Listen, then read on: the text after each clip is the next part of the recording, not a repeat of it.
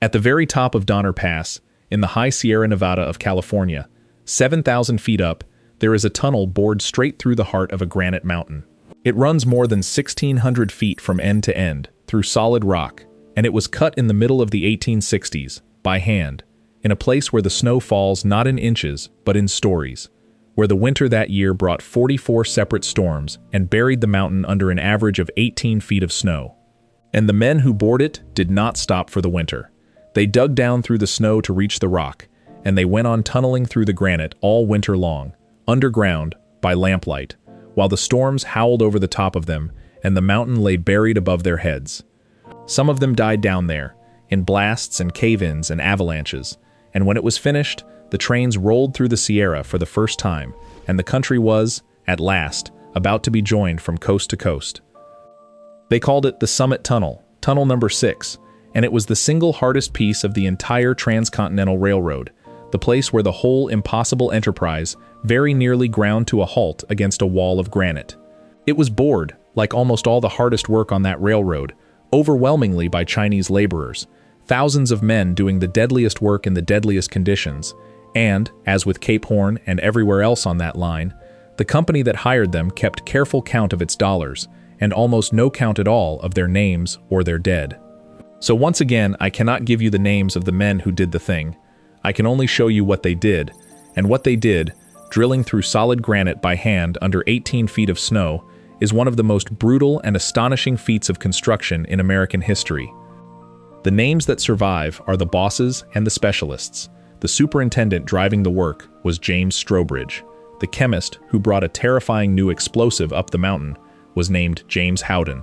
The men who actually held the drills against the granite, hour after frozen hour, are nameless. So let this be for them. If you care about the men who built this country with their hands, the workers nobody ever wrote a book about, please subscribe to Global Old History right now. Hit the button, come back. Start with the granite, because the granite is the whole problem. To get its railroad over the Sierra Nevada, the Central Pacific had to cross the summit at Donner Pass, and right at the top, there was no way over the final ridge and no way around it.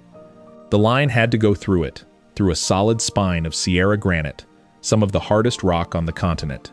Granite is not like the softer stones that a tunnel can be driven through with reasonable speed. It is dense and tough, and it does not yield. To make a hole in it, a tunnel wide enough and tall enough to run a train through, more than 1,600 feet long, you have to break the rock a little at a time, and in the 1860s, there was only one way to break rock, and it was slow beyond belief. To understand why the summit was the crux of the whole railroad, you have to understand what granite actually is to a tunneler. It is igneous rock, cooled from molten stone deep in the earth ages ago, and it is about as hard and dense and stubborn as any rock a builder ever meets. It does not have the friendly seams and soft beds that let a pick do useful work. Strike it with a hand tool, and you get a chip and a jarred arm. The only way through it is to shatter it with an explosive, and to place an explosive you first have to drill a hole into it, and drilling a hole into granite by hand is one of the slowest and most exhausting jobs in all of construction. Every other obstacle on the line, the canyons, the cliffs, even the deep snow, could in some sense be worked around or worked with. The granite could only be gone through, one shattered handful at a time. That is why the whole enormous project, thousands of men and a transcontinental dream, came down in the end to a few men in the dark with hammers, striking steel against the hardest rock in the mountains. The method was drilling and blasting, and every step of it was done by muscle. First, men had to drill holes into the solid granite of the tunnel face, by hand, and drilling granite by hand is a special kind of torture. A man held a steel bar against the rock, and either swung a hammer at it himself, turning it a little between blows, or held it steady, while a partner swung a heavy sledge, and after a long time of that, blow after blow after blow, you had a hole a couple of inches wide and a foot or two deep in the stone. Then those holes were packed with black blasting powder, and fused, and fired, and the explosion cracked loose a small bite of the rock face. Then the crews came in and mucked out the broken granite, hauled it away, and started drilling the next round of holes. Drill, blast, muck, and repeat, into the heart of the mountain. And inside that bore it was a vision of a particular kind of hell. There was no daylight, only the flicker of oil lamps and candles, and the air was thick and choking. Every blast filled the tunnel with smoke and rock dust and the foul gases of the powder, and there was no machinery to clear it, so the men worked half blind and half suffocated, coughing. In a haze, the poor ventilation could barely shift. The granite dulled the steel drills fast, so a constant traffic of blunted bits went back out to the blacksmiths, who sharpened them and sent them in again, keeping the crews supplied with cutting steel. In the tight space of the heading, only a few men could reach the face at a time, so the drilling went on in shifts, around the clock, day and night, having no meaning, that deep in a mountain. It was cold and wet where water seeped through the rock, and loud and dark and dangerous, and the men did it hour after hour, holding a bar of steel against a wall of granite and hitting it, so that the hole might grow by another finger's width.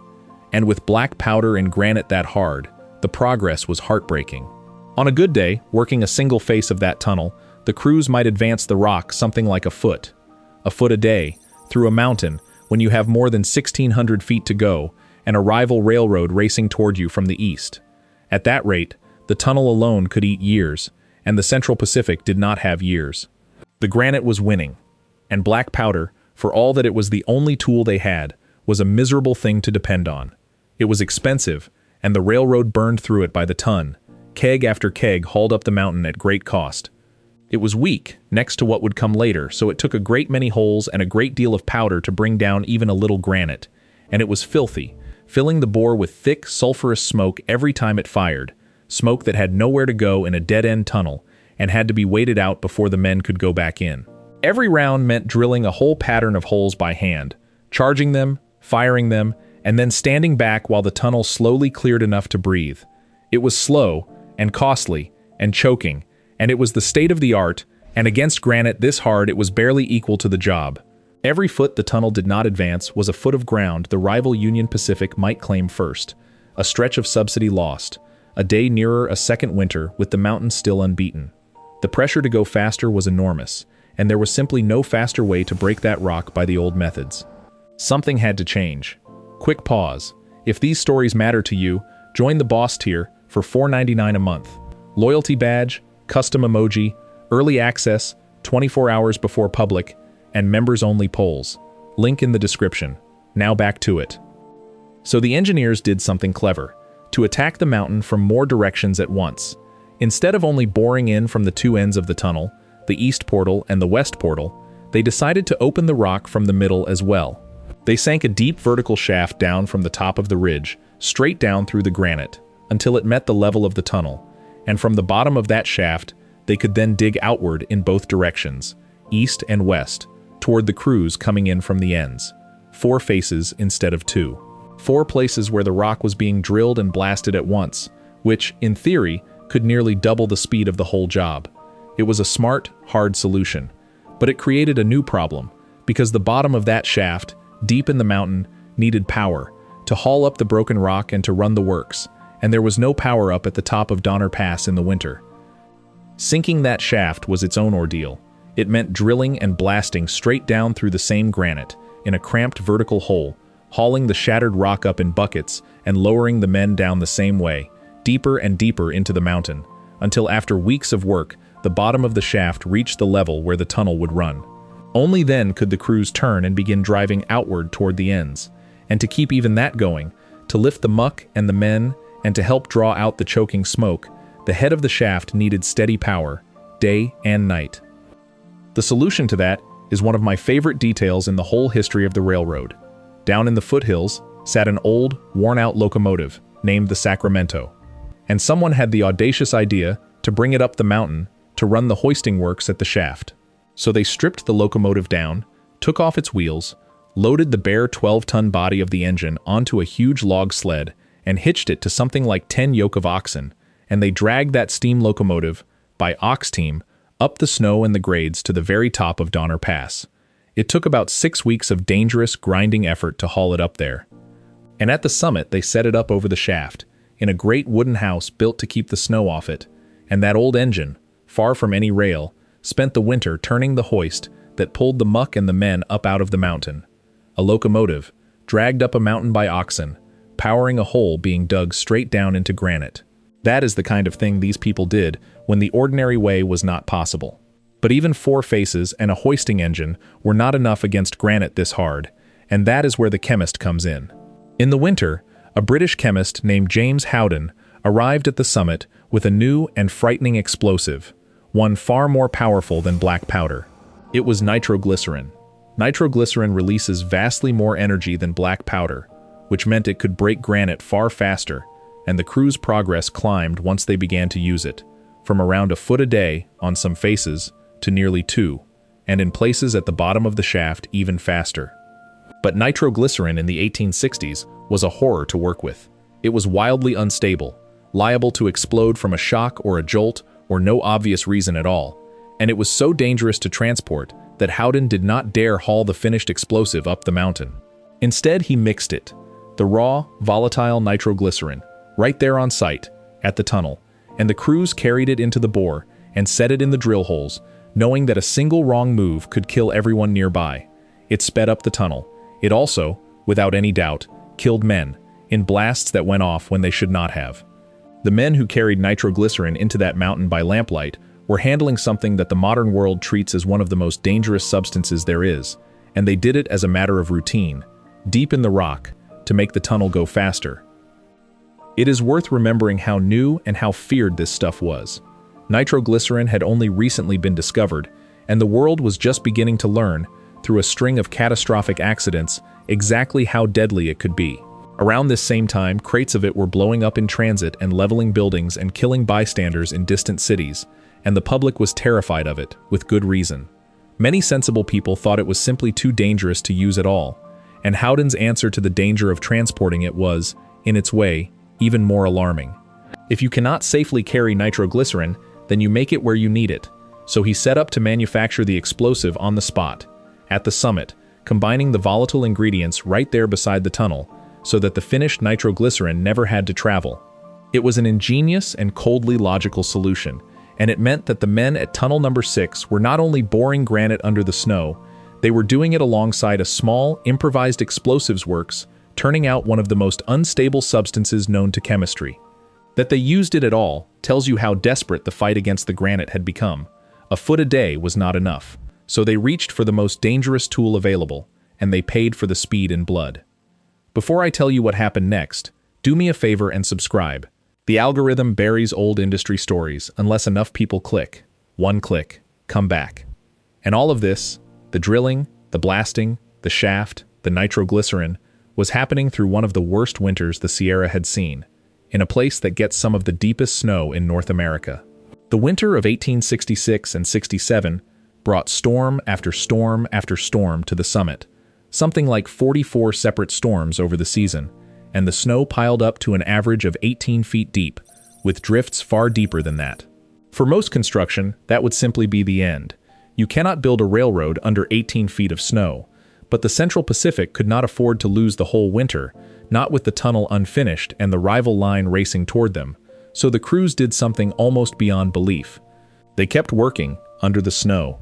They dug down through the snowpack to reach the tunnel portals and the shaft, and they roofed over the paths, so that the approaches to the tunnel became passages cut through solid snow, tunnels of snow leading to the tunnel of rock.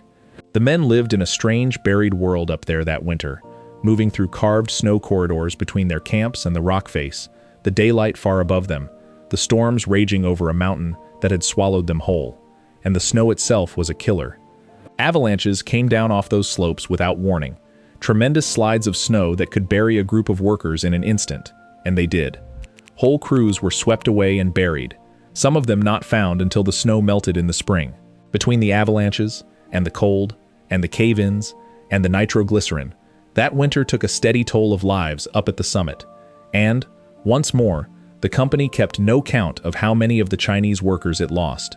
They died in the dark and the cold and the snow, boring a hole through a mountain, and their names went with them. I want you to really sit in that buried world for a moment, because it is one of the strangest and hardest scenes in the whole history of American building. Imagine spending a winter, months on end, essentially underground. You wake in a camp roofed over with snow, and you move to work along a corridor carved through the snowpack, a tunnel of white leading to a tunnel of black rock, and you spend your shift deep in the granite by lamplight, and when you come out, it is to the same buried, muffled, sunless world, the storms passing far over your head, the ordinary open sky just a memory. Weeks would go by when the men at the summit barely saw daylight at all. Supplies had to be dug through too. The sheer weight and silence of that much snow pressing down over everything is hard even to imagine. And through all of it hung the constant fear of the slides, the avalanches that could come down off the peaks without warning and bury a whole gang of workers in a heartbeat, so that a crew who walked out to the face in the morning might simply be gone, entombed in the snow, before the day was done. To live and work like that for a season, in the cold and the dark and the danger, and to keep boring granite the entire time, is a feat of endurance with almost no equal anywhere. And still the tunnel crept forward, foot by hard-won foot, from 4 directions at once, all winter long. There was no rest in it. The work went on in shifts, day and night, the crews relieving one another so the drilling and blasting never stopped, because every hour the rock stood idle was an hour lost in a race the railroad was desperate to win. 4 faces, worked around the clock, all through the winter, each crew gnawing its own few feet toward the others, through the black granite. It is a strange thing to picture, the mountain silent and buried under its enormous snow on the outside, and inside it, day and night without pause, the ring of hammers on steel, and the muffled thump of the charges, as men ate into the rock from 4 directions at once, deep in the dark, chasing a meeting point they could not see and had to trust was there. And then came the moment every tunnel crew lives for, the crews boring toward each other from the different faces, working blind through solid rock, guided only by the surveyor's calculations, drew closer and closer, until at last, in the summer of 1867, they broke through, and the faces met. And when they met, the separate bores lined up almost perfectly, a tribute to the precision of the surveying, done by hand, over and through a granite mountain. The summit tunnel was open. It had taken about a year of the hardest kind of labor, but the granite spine of the Sierra had been pierced, and the way over the top was clear. And do not pass too quickly over that meeting of the bores, because it is a quiet miracle of its own.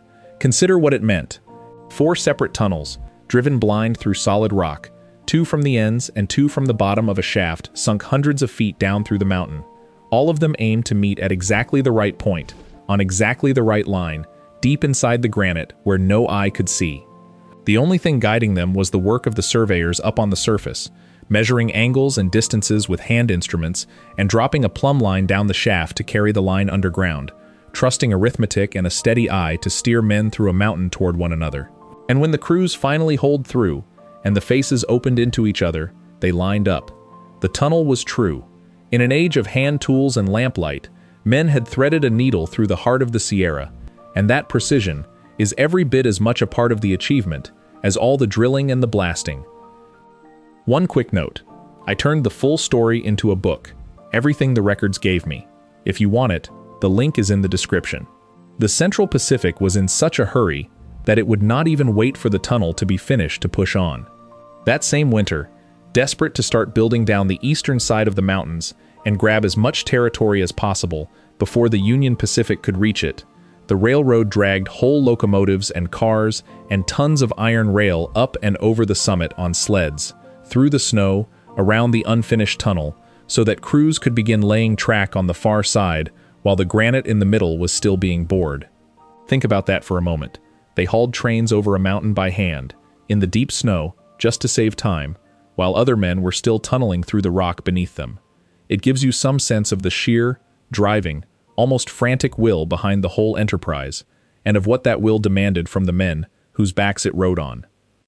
And piercing the summit changed everything, because it was the hinge on which the whole race turned. For years the Central Pacific had been climbing, slowly and expensively, up into the mountains, while the Union Pacific ran up easy miles across the open plains. The granite at the top was the great bottleneck, the one thing holding the Western Railroad back. Once the summit tunnel was open, and the line could pour over the top and down the far side, the Central Pacific was suddenly loosed onto the flatter, faster country of Nevada and Utah, and it began laying track at a furious pace, racing east to meet its rival. The hardest mile on the whole transcontinental railroad had been the one through that mountain, and once it was won, the finish was only a matter of time. So the men who bored Tunnel Number 6 did not merely dig a hole through some rock. They broke the back of the entire western half of the Transcontinental Railroad, the piece that had threatened to stop it dead, and everything after that, all the way to the Golden Spike, ran on the ground they had opened. When the tunnel was finished and the line was complete, and the two railroads met in Utah in 1869 to join the country coast to coast, the Summit Tunnel became just one more piece of the finished marvel, a dark stretch of a few seconds as the train rushed through the mountain. Passengers barely noticed it. Almost no one riding through that granite bore in comfort had any idea what it had cost to make it, that men had drilled it by hand under 18 feet of snow, that a locomotive had been dragged up a mountain by oxen to dig it, that raw nitroglycerin had been mixed at its mouth, that avalanches had buried the men who built it, and that not one of those men's names had been thought worth writing down. The line through the Summit Tunnel carried the main transcontinental trains for the better part of a century, until in our own era the railroad drove a newer tunnel nearby and moved the traffic over to it, and the old bore, Tunnel Number 6, fell silent at last. But it is still there, still open, and today it has a strange second life.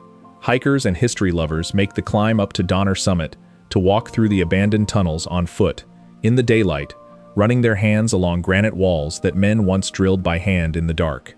You can still see, in places, the drill scars in the rock, the physical trace of those vanished crews.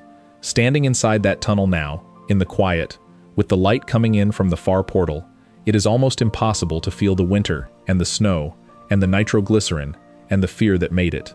But it is all in the rock, if you know to look for it. Every foot of that granite passage was a battle, and the men who won it, one hammer blow at a time, left their marks on the walls, even though history refused to leave their names anywhere else.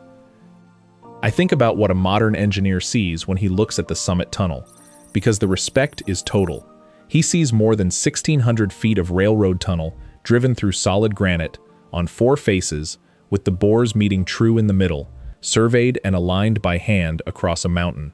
He sees it done with hand drills and black powder and hastily mixed nitroglycerin, without a single mechanical drill or modern machine at the rock face. And he sees it done through one of the worst winters in the region's history, by crews who kept boring the granite while 18 feet of snow lay over them and avalanches picked off their comrades. He understands, immediately, that a modern crew with modern machines would consider this a serious job even today, and that to have done it by hand, in that place, in that winter, is very close to a miracle of human labor. And then, if he knows the story, he feels the same thing I feel, which is that the men who performed that miracle were used up and discarded and forgotten, worked in the deadliest place on the line, for the lowest pay, and written out of the record so thoroughly that we cannot name a single one. He is not being sentimental when he says it either. It is a professional judgment. Set the modern tools aside and simply account for the work, the mass of solid granite removed, the depth of the shaft, the length of the bore, the tolerances held in the survey, the conditions endured, and by any honest engineering measure, the Summit Tunnel ranks among the hardest jobs of its century, finished in a time that would be respectable even today.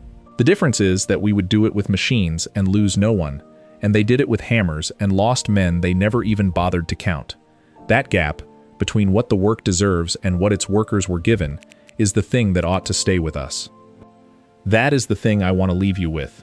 When you go over Donner Pass now, on the highway or the still-running railroad, you are crossing the summit that stopped the Transcontinental Railroad cold, the granite wall that nearly beat it. And the reason you can cross it at all is that thousands of men, most of them Chinese, drilled a hole through the heart of that mountain with hammers and steel and their own hands, through a winter that buried them alive, using an explosive so dangerous it killed the men who carried it, and finished it, dead on line, in about a year. They pierced the Sierra. They opened the way to the coast. Many of them died doing it, in the dark and the cold, and we do not know their names and we never will, and the tunnel they bored is still there, still open, still carrying trains through the top of the mountain 150 years later. It is one of the hardest things ever built by hand in this country, and it is theirs, and the least we can do is know what it took, and say it out loud. There is a phrase people sometimes use for the great stone retaining walls the Chinese crews built up at the summit, fitted without mortar and standing to this day. They call it the China Wall of the Sierra. It is a fitting name, and not only for the walls, because the whole of what those men did up there, the tunnel bored through the granite, the shaft sunk down the mountain, the walls laid dry and true, the line held through a winter that buried them, belongs in the same breath as the great feats of hand labor anywhere on Earth. The men who built the actual Great Wall of China are remembered as a wonder of the world. The men who did this, an ocean away and a world later, drilling a railroad through the roof of the Sierra by lamplight under the snow, deserve to be remembered exactly the same way, as people who did something almost impossible with their hands, and changed a continent by doing it. That is worth remembering. That is worth saying out loud. One more thing. If you want to be part of the inner circle on this channel, join Final Boss for $9.99 a month. Public shout-out in upcoming videos, members-only investigations, plus everything from Boss Tier. Link in description. See you in the next one.